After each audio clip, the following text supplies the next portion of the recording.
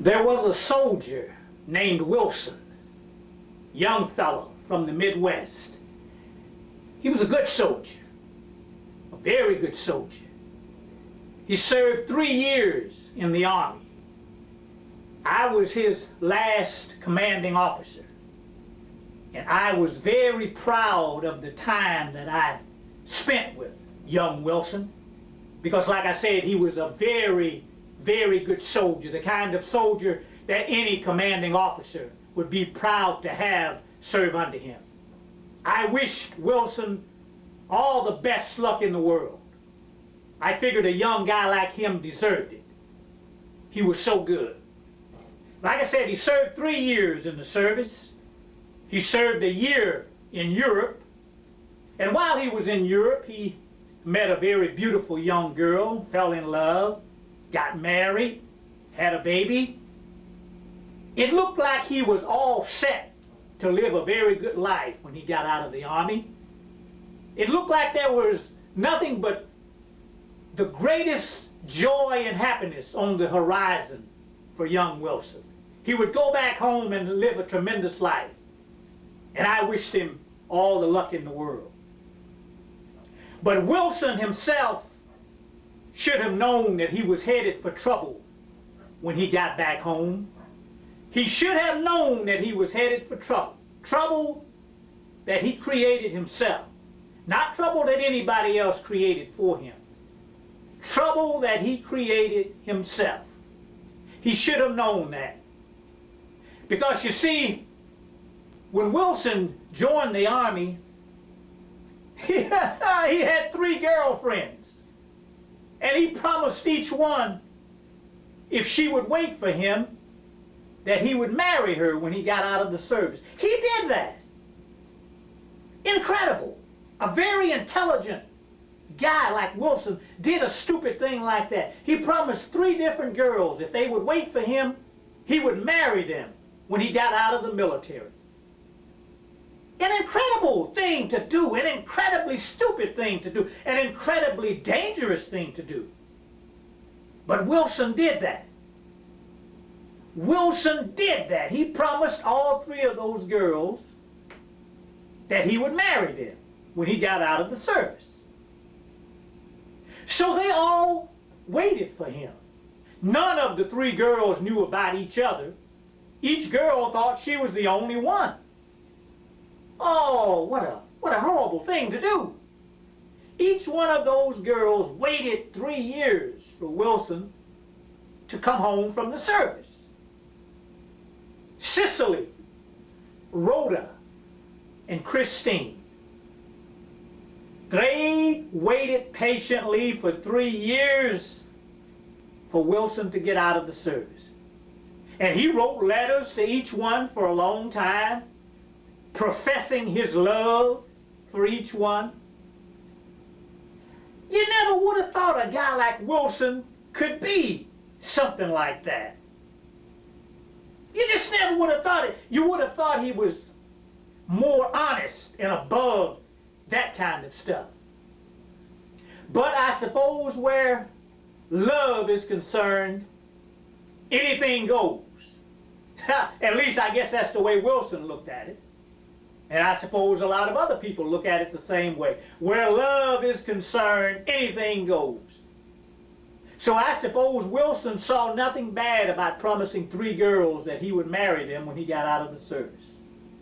But like I said, he fell in love with a girl while he was in the Army, got married, had a baby. So when he went home from the Army, he took a wife and a baby with him. So deep down in his mind, he had to know that he was going back to a lot of trouble. Oh, he had to know that. He just had to know that he was going back home to a lot of trouble, because he had been stringing these 3 girls along for 3 years. And something had to give. There had to be something that was going to happen. It just had to be. And Wilson had to have known this. He had to have known this. But anyway, he went back to his hometown with his wife and baby. And he found a house. His mother and father helped him find a house, and his relatives came by to see his new wife and his new baby. He was welcomed back home with a party, lots of visits from relatives. Oh, it was a wonderful homecoming, a very wonderful homecoming. But then the news began to spread around town that Wilson was back in town. So naturally, Cicely and Rhoda and Christine wondered, well, why in the world hadn't Wilson been by to see them? Each one was wondering, when was Wilson planning to come see her? Each girl figured they should have been one of the first people he would visit. After all, she was his fiancée. Each girl figured she was his fiancée. She'd been waiting for him 3 years. But Wilson had been avoiding the subject of those 3 girls. He had been desperately trying to figure out some plan of action, desperately trying to figure out what was he going to do to keep those girls from hurting him, because he knew they were going to be very angry. Oh, he knew they were going to be very angry. So after Wilson got settled in his house and everything, and had started looking around for a job, well, he figured he'd better go visit these 3 girls one at a time and just see what could be worked out. What kind of lie could he tell each girl? He had to do something. He had to do something. So the first girl he visited was Cicely. Now Cicely worked at a bank. She had a very good job at a bank. And she had been working and saving her money for the day that Wilson would get out of the army and she and him would get married. She figured with his army money and with the money she was saving working at the bank, she figured they would get off to a very good start in married life. This is what Cicely had been planning. She had been working at a bank, doing very well. And so she was waiting for Wilson to get home so they could get married. And she just figured they would have a very good life together. But she had heard the story that Wilson had come home with a wife and baby. And she had been desperately trying to find Wilson, trying to get in contact with him, but she had not succeeded. So when she looked up one day and there he was in her line at the bank, oh, she was shocked. She was stunned. But most of all, she was angry and vengeful. She wanted to jump over that counter and just grab him by the throat and choke him if she could. This is what she wanted to do. Even before he said a word, she just wanted to get at him. But she kept her calm and cool as best she could. And there they stood face to face. He was on one side of the counter and she was on the other. And she just looked him in the eye and waited for him to tell his story. He wanted to be slick and smooth, but he just couldn't think of a thing to say but the truth.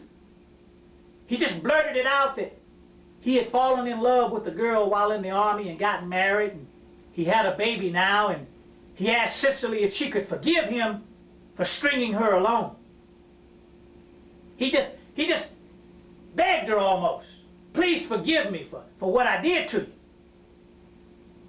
But Cicely was not in a forgiving mood. She looked at Wilson standing there in front of her, and like I said, she wanted to just put her hands around his throat and choke him. So she told him, she said, if you don't get out of this bank, I'm going to push the alarm and claim that you tried to rob the bank and have them throw you in jail. She said, if you don't get out of this bank right now, she said, you low down dirty bum. She said, I don't ever want to see you again the rest of my life. Wilson didn't know how to react. So he just stood there begging over and over, please forgive me, Cicely. She warned him again, said, if you don't get out of here, I'll push the alarm and accuse you of being a bank robber. Now get out. So finally the message sunk in and he hurried out of the bank. So that's how his experience with Cicely went. Wilson went back to his car and he was all shaken up. He had to take out a handkerchief and wipe his brow, and then he sat in his car. His heart was beating fast. He felt like crying, but he just couldn't cry. It had gone so badly. And he knew that Cicely was right to react the way she did. She had every right to hate him. He knew she did. He knew she had every right to hate him. And she did hate him. Oh, that was bad. The experience with Cicely had gone very badly. So next, he found out where Rhoda was working. Rhoda had a job at a hardware store. Well, just like Cicely, she had been working and saving her money, planning for the day when Wilson would get out of the Army and she and he would get married. And they would get off to a very good married life. But she had heard all about Wilson's wife and baby that he brought home with him from the Army. So Rhoda was very angry. She was very upset. So the day that she saw Wilson walk into that hardware store, ooh, the feeling that came over her. Her body tensed up. Her mind was so filled with anger, she felt like her head was going to explode. It took every ounce of her energy and willpower to control herself. And Wilson actually walked up to her and looked her in the face. And the first words out of his mouth were, "Rhoda, can you forgive me? I'm so sorry for what I did." Oh, Rhoda just looked at him. And she was feeling so much anger. She was feeling so much anger. She actually grabbed an axe. They had axes hanging on the wall for sale. She reached up and grabbed one of those axes off of the wall, and she swung it at him. She almost hit him on the head. She probably would have killed him if she'd have hit him. She swung that axe at Wilson. And Wilson jumped back. And she chased him out of the store. She chased him out of the store with that axe. That's how angry she was. And the store manager came running up to her. And he wanted to know, "Rhoda, what in the world are you doing? What in the world is going on?" And so Rhoda explained to the store manager that that was Wilson, the guy she had been waiting 3 years to marry. He had come home from the service with a wife and a baby. Her whole life was ruined right now. She explained all of that to the store manager. She explained that she just lost control. She explained to him that she just simply lost control. She wanted to hurt Wilson.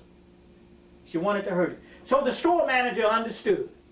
And he stayed with Rhoda for quite a few minutes to help her get settled down. And then they both went back to work. So that's how his experience with Rhoda had gone.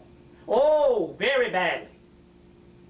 Once again, Wilson went back to his car, sat in his car, and you talk about a heart beating fast. His heart was really beating fast now. Rhoda had tried to kill him, and he knew she had every right to do it. He sat there in his car for a long time. He sat there for a long time wondering, what kind of person am I? Am I really that bad? Did I really do something that horrible that I deserve to be killed for? Well, he couldn't really give himself an answer because he had to think of how the other person felt. Think of how Rhoda felt. That's what he had to do. Waiting 3 years for him to get out of the service. And then he comes home with a wife and baby. 3 years of her life wasted. Her whole future she had planned. All gone now. Oh yeah, his visit with Rhoda had gone extremely badly. So next he knew he had to visit Christine.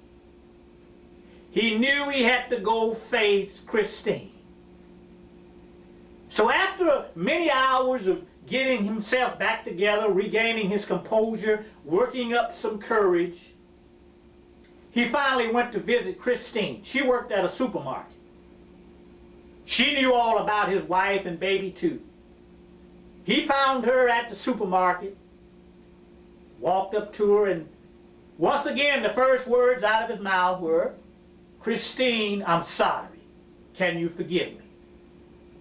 Oh, and Christine looked at him just like Cicely and Rhoda had looked at him. Oh, the hatred in her eyes, the anger that was consuming her. Oh, she just wanted to reach out and grab him and break him in two.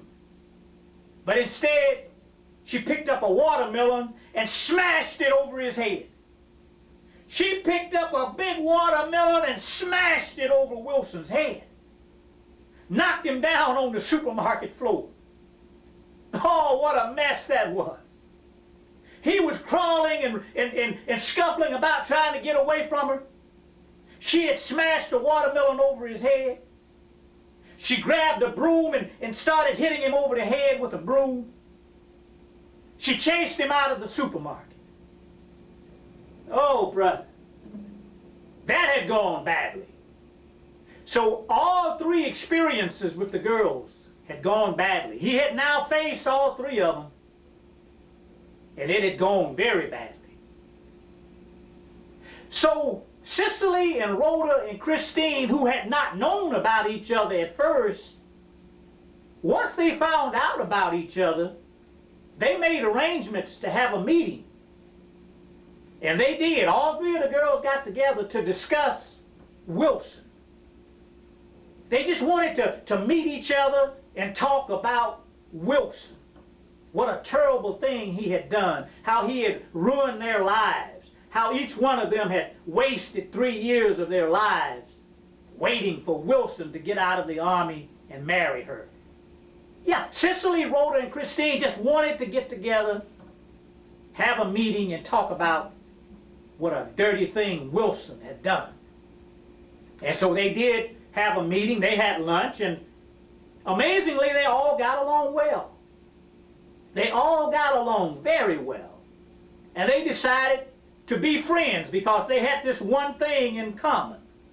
That low-down, dirty rat Wilson, that's what they had in common. That was the thing that had brought them together. So Cicely, Rhoda, and Christine decided that they would be friends and form a bond, all thanks to the dirty trick that Wilson had played on them.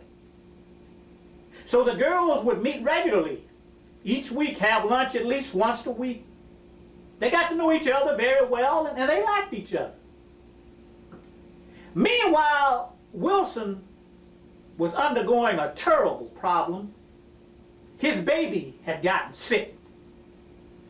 And the doctors told him that his baby needed a blood transfusion, but it was a very special type of blood. His baby was very sick, needed a blood transfusion, and it was a very rare type of blood. So the word was put out anywhere. If anybody had this type of blood, it was desperately needed. It was announced over the radio news and television news and even a little article in the newspaper begging anybody who had this type of blood to come forward because Wilson's baby needed this blood desperately. Amazingly, Cicely, Rhoda, and Christine all had this type of blood. Incredible! All three of them had this type of blood. So at one of their meetings, they asked each other, should we donate and help the baby? And they all agreed, oh yeah, let's do it. Let's donate some blood and help the baby. We should not punish the baby because of what Wilson did. So all three girls went down to the hospital and donated blood. And this blood saved the life of Wilson's baby. The blood that was donated by Cicely, Rhoda, and Christine saved the life of Wilson's baby because it was such a rare blood type. And Wilson found out who had donated the blood. And he tried to approach all three girls to thank them, but each one that he went to refused to have anything to do with it. Each girl refused to have anything to do with Wilson. He would go to them and try to say, I want to thank you for saving my baby's life.